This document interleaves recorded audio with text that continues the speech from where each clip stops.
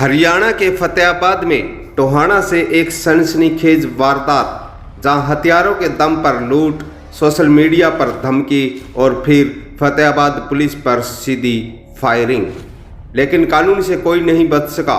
टोहाना बस अड्डे के सामने स्थित एक करियाना स्टोर पर शाम का वक्त दुकान पर मौजूद थे व्यापारी धीरज मेहता और अचानक मोटरसाइकिल पर सवार 3 युवक दुकान में घुसे। हाथ में हथियार और सीधा धमकी भरा अंदाज, जान से मार देंगे। इसी डर के साए में दुकानदार से लगभग 1.5 लाख रुपए नकद लूट लिए गए। लूट के बाद आरोपी हवा में फायर करते हुए मौके से फरार हो गए। घटना की सूचना मिलते ही सीआईए टोहाना और थाना शहर टोहाना तुरंत हरकत में आई। फतेहाबाद के एसपी सिद्धांत जैन के दिशा निर्देश में 4 विशेष टीमें गठित की गई। टीमों का नेतृत्व किया डीएसपी टोहाना उमेद सिंह ने। मुखबिर की सूचना पर एक आरोपी उदित पुलिस के हत्थे चढ़ा। भागने की कोशिश में वह गिर पड़ा और घायल हुआ। पूछताछ में उसमें अपने 2 अन्य साथियों के नाम उगले। फिर 6 फरवरी को आरोपी कमल उर्फ बच्ची ने इंस्टाग्राम पर एक धमकी भरी पोस्ट डाली, लेकिन पुलिस की सोशल मीडिया मॉनिटरिंग टीम पहले से ही अलर्ट थी। तकनीकी सर्विलांस तेज हुआ और फिर आया वो मोड़ जहां आरोपियों ने पुलिस पर ही फायरिंग कर दी। 7 फरवरी की सुबह टाउन पार्क टोहाना के पास 2 आरोपी मोटरसाइकिल पर घूमते मिले। पुलिस ने पीछा किया तो आरोपियों ने गिरफ्तारी से बचने के लिए फायरिंग कर दी। पुलिस ने आत्मरक्षा से जवाबी कार्रवाई की। जवाबी कार्रवाई में दोनों आरोपी कमल उर्फ बच्ची और मोनू उर्फ मोनी घायल हुए। उन्हें पहले नागरिक अस्पताल टोहाना और बाद में अग्रोहा मेडिकल कॉलेज रेफर किया गया। जांच में सामने आया कि कमल उर्फ बच्ची पहले भी फायरिंग और फिरौती जैसे मामलों में शामिल रहा है। दोनों आरोपियों के खिलाफ कई गंभीर मुकदमे पहले से दर्ज हैं। टोहाना पुलिस की इस कार्रवाई ने एक बार फिर साफ कर दिया है कि अपराध चाहे कितना भी शातिर हो, कानून से बच नहीं सकता।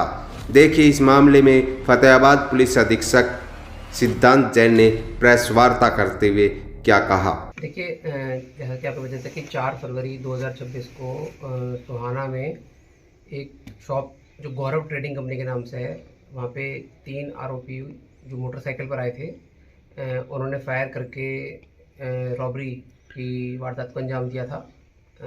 एक व्यक्ति मोटरसाइकिल पे बैठा रहा और 2 व्यक्ति मोटरसाइकिल से उतरे, वो दुकान की तरफ गए और उन्होंने असले से फायर किया और इस गौरव ट्रेडिंग कंपनी के नामक दुकान से 1.5 लाख रुपए लूट लिए थे, जो कि हर प्रकार से जघन्य अपराध था। और ये घटना सीसीटीवी में भी कैद हुई थी। मामले की गंभीरता को देखते हुए डीएसपी टोहाना के नेतृत्व में तुरंत 4 टीमें गठित की गई और पुलिस ने इस घटना की हर पहलू से जांच शुरू कर दी। इनका कोई आपराधिक रिकॉर्ड भी?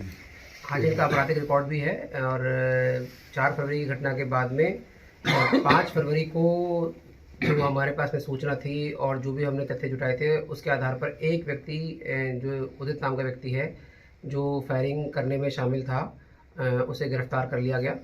और क्योंकि वो भाग रहा था और गिर गया तो उसके पैर में भी चोट आई। और 2 व्यक्ति उसके बाद में 5 फरवरी के बाद में अरेस्ट जिनकी पेंडिंग थी।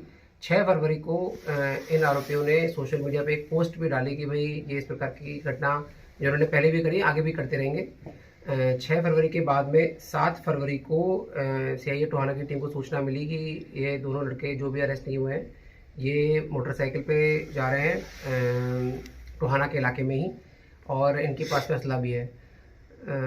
इसमें कार्रवाई करते हुए इनको पकड़ने का प्रयास किया और अपने सीआईए टोहाना की और अन्य टीमें जो है इनके पीछे थी, इन्होंने फायर किया और एक गोली सीआईए टोहाना की सरकारी गाड़ी में भी लगी है।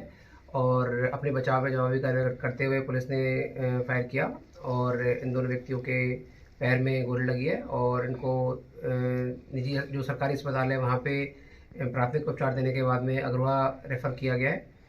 और इसमें से बताने की बात ये भी है कि इनमें से जो एक आरोपी है कमल, इसने पहले टोहाना में B13 नामक रेस्टोरेंट पर भी पहले फायरिंग की हुई है और लंबा आपराधिक रिकॉर्ड है तीनों का अपराधियों का ही, जो आपको शेयर कर दिया जाएगा, जिसमें लूट, डकैती और आर्म्स एक्ट अन्य प्रकार की घटनाएं पहले भी शामिल रही हैं।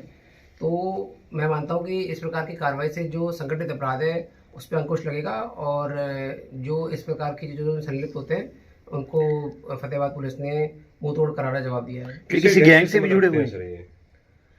देखिए जी, गैंग तो क्या है, लूज टर्म है, तो मैं नहीं मानता कि भाई किसी प्रकार के गैंग का मीडिया के साथियों के साथ नाम वगैरह शेयर करके उसको हमें कोई ग्लोरीफाई करना चाहिए। और इसके संदर्भ में कुछ समय पहले एक रेजोल्यूशन भी पास हुआ था, तो उसी क्रम में मैं नहीं मानता कि भाई किसी प्रकार को गैंग को या इस प्रकार की चीज़ को ग्लोरीफाई करना चाहिए। सर, जो ये कमल उर्फ बच्ची है, क्या ये यही मेन अक्यूज्ड है?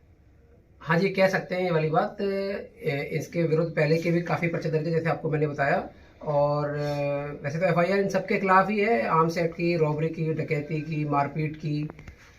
तो इस प्रकार की जो मतलब अपराधी हैं, जो संगठित अपराध को मतलब करते हैं और लोगों को अपने साथ जोड़ने का प्रयास करते हैं, उनके विरुद्ध कड़ी कार्रवाई की है और आगे भी की जाएगी। सर, ये क्या जिस प्रकार से इन्होंने घटना को अंजाम दिया है, जिन लोग शामिल रहे हैं, तो क्या ये एक पूरा दहशत फैलाने का प्रोग्राम था या इनका, या और कोई प्लानिंग्स थी इनकी?